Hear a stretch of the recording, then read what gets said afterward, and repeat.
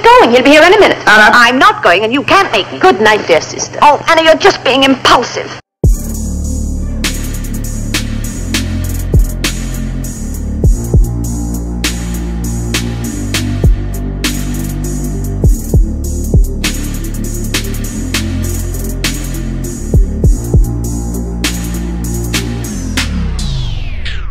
If you love listening to this show, please consider giving a rating and a review on Amazon Alexa or wherever you listen. We want to continue bringing you this amazing content, and part of our ability to do that means that we need a big audience. Now, it may not seem like much, but rating and reviewing the show will help more people find us, just like how you found this show. Simply on any podcast platform, search for a show, scroll down to the bottom, and push 5 stars. It's that easy. Thanks for supporting the show.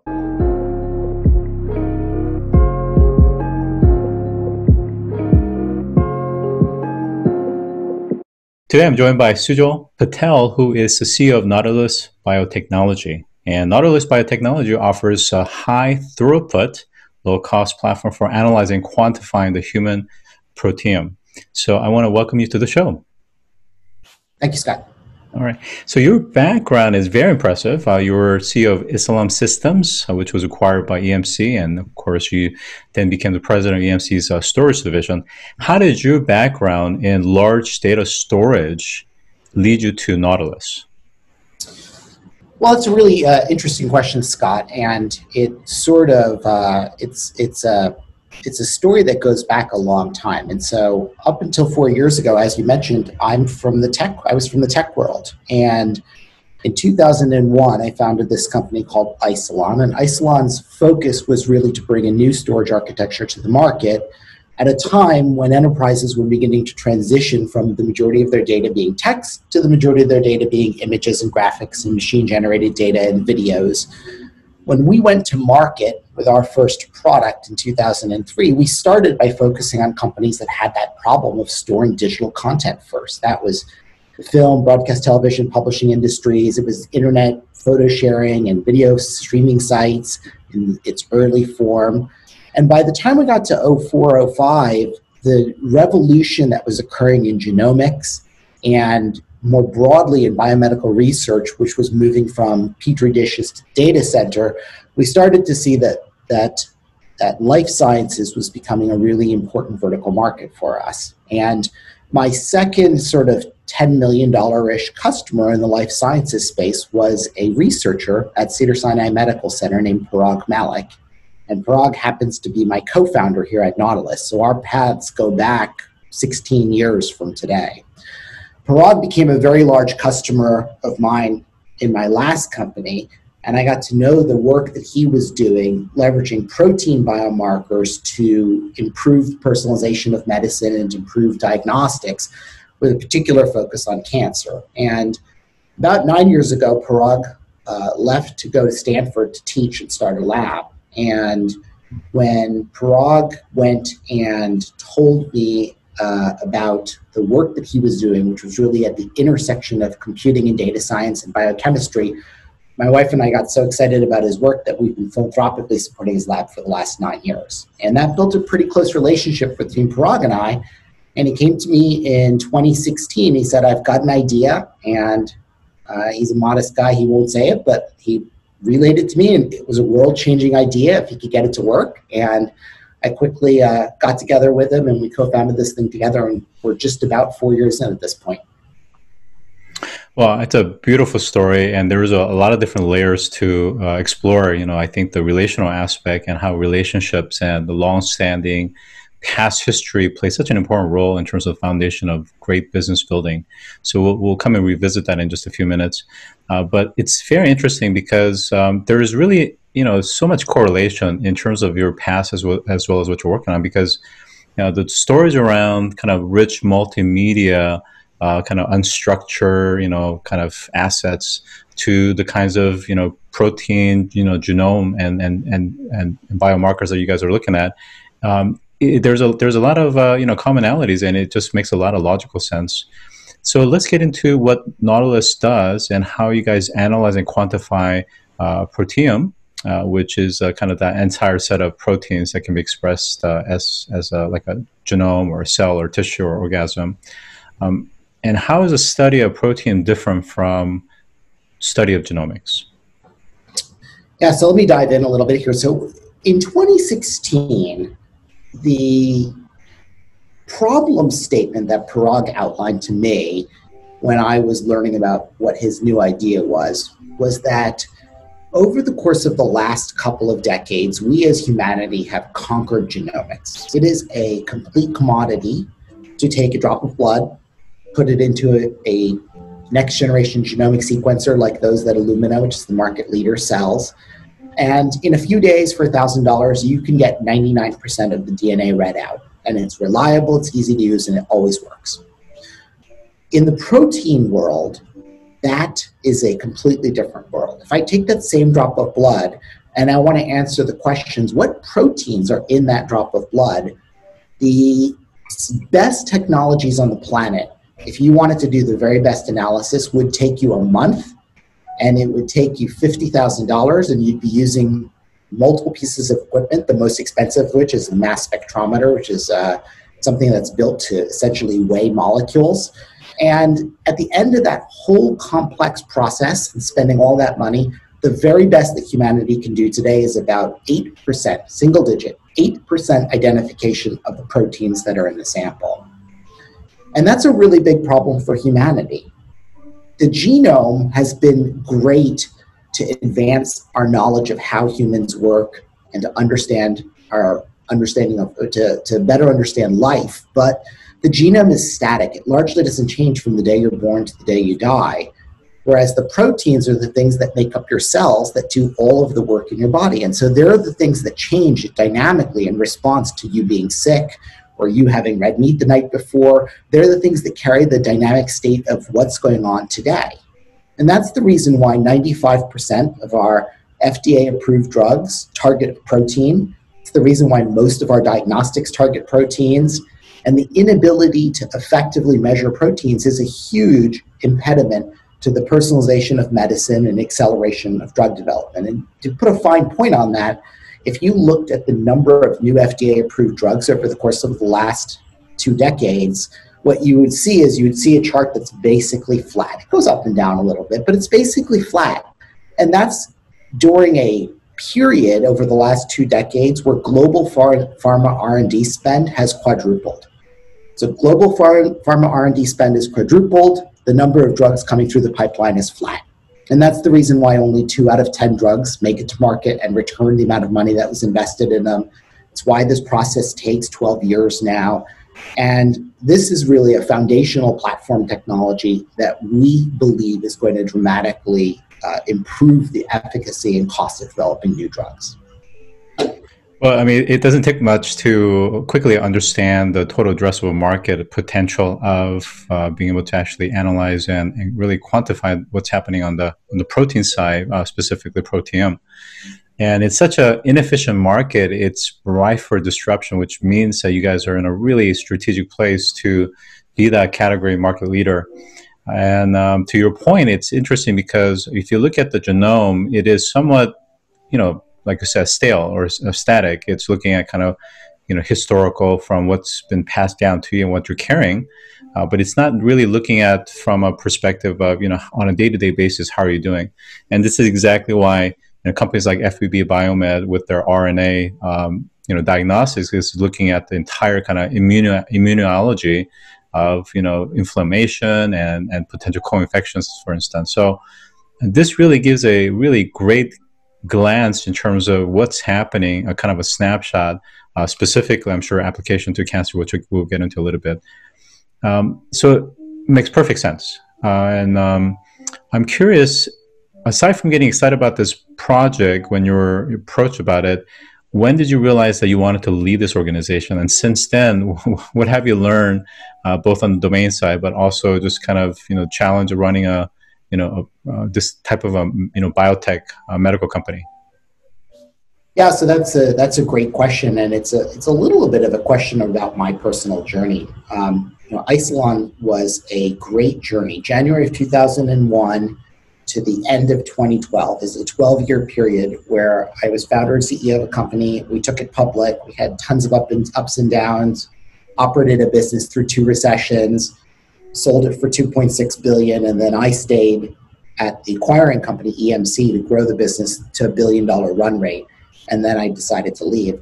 After I left, I really wanted to focus my energy and effort on finding something that is even bigger than the type of business that we built, but more importantly, more impactful to the world, something that was directly related to making people's lives better and making the world a better place. And I really was only looking in a few areas. I was looking in the wider space of healthcare, in clean energy. There were a few ideas I had around consumer. And I didn't come up with anything myself that reached the bar that I had set. But when Parag brought me this idea, there were a few things that were really important. Number one was Parag came to me with an idea that could measure almost the entire proteome, 95%, as opposed to 8% in blood. That's a huge, huge 10x advance, where if we could make that work, that'd be transformative to an industry, and what is the largest industry in the world, healthcare. The second thing that I realized was that the idea that Parag described to me, and we might get into it a little bit, is based on a set of algorithms and computational methods that wouldn't have been possible 10 years ago because the compute power wasn't there. There wasn't enough horsepower to do what he wanted to do. And that meant the idea was pretty timely, which is one of the gates when you're looking at a new investment you'd want to get through. And the third thing is I thought about it for a second. I said, well, look, if anyone else brought me this idea, Parag would have been the one I would have showed it to and said, hey, what do you think about this? Now it's Parag bringing me the idea. And we're going to know in 6 months whether this was a crackpot idea and it didn't go anywhere, or if this might work. And we figured out in 6 months, not only might work, but it's probably going to be easier than we thought, given what we had thought, back in 2016. And that was what really got me super excited about it. So let's get into actual kind of the nuts and bolts of the technology. Tell me what kind of data that you guys are analyzing. What are the sources and the kinds of techniques and algorithms that you guys are applying? Yeah, so that's a interesting question. And somewhere earlier you had alluded to how my past might intersect with the work that I'm doing today. And there's a lot of intersections in various areas. One of them is that we are dealing with a massive amount of data. The genome is relatively small compared to the type of data that we're dealing with, because we have a goal of being able to analyze data for thousands of cells times 1 million proteins roughly per cell is an enormous amount of data that you need to go through and analyze and deal with. And the core piece of technology that Parag envisioned was an algorithmic approach to use fuzzy measurements to be able to come up with the identity of a protein molecule. And then what we've worked on over the course of the last 4 years is not only pushing that idea forward, but figuring out how we could do that in a massively parallel way so that it would be possible to analyze thousands of cells worth of data and to be able to bring those results to researchers. And 1,000 cells is kind of an important benchmark to hit. In pharma, there are many drug development workflows that operate on roughly 1,000 cells worth. And so to be able to impedance match with that in the workflow of a major use case that we're targeting was really important. And that, in a lot of different areas required a technological leap in algorithms and compute, a technological leap in just the instrumentation hardware, and then a leap in terms of trying to figure out how you're going to be able to set up a biochip to be able to analyze all of those sort of molecules in parallel. And that's been a big chunk of what we've been focused on over the last 4 years. On the parallel processing, is that part of the IP portfolio that you guys have developed? And can you share that you're able to share publicly? Yeah, I mean, there's, yes, that is definitely part of our IP protection. I can share a little bit about it. And the reason I can share a little bit about it is that, 4 years in, many of our patents have begun to publish. And in fact, we have one granted patent as well at this point. And essentially, what Parag came up with was a method of probing an individual protein molecule many times and gathering fuzzy measurements about what the molecule might be. And he created an algorithm that can then go and turn those fuzzy data points into a highly accurate identification of what the molecule is. And then, well, so that's the crux of the idea. That's not a lot different than how GPS works in your phone. The GPS in your phone, you may think, oh, it's always just pulling a signal from the satellite, but it's not that simple. It's also observing what's going on in the environment around you. It's observing the Wi-Fi access point at Bob's apartment and the one at Starbucks, and trying to figure out and triangulate how to come up with an accurate location for you. That's a similar sort of idea. And then we figured out how to turn that into a parallel method that we can then go and turn into an instrument that will be able to make it easy to go and put a drop of blood or put cells into a system and come out with the proteome on the other side, the makeup of all the proteins. And the duration to actually, be able to analyze that proteome, I mean, how long are we talking about in terms of computation?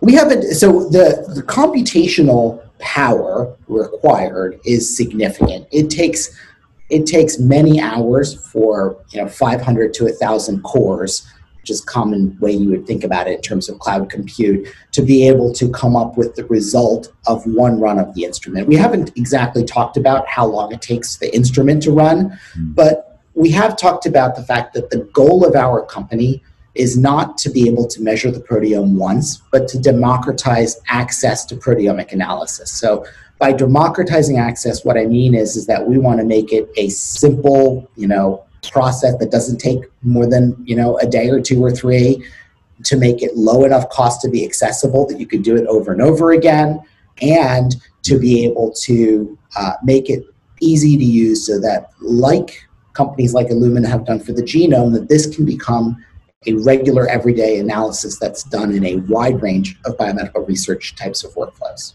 So that is very ambitious, because now you're crossing different disciplines, and things that may not be within your control, including on the semiconductor and the chip side. So what is the approach aside from refinement on the algorithms?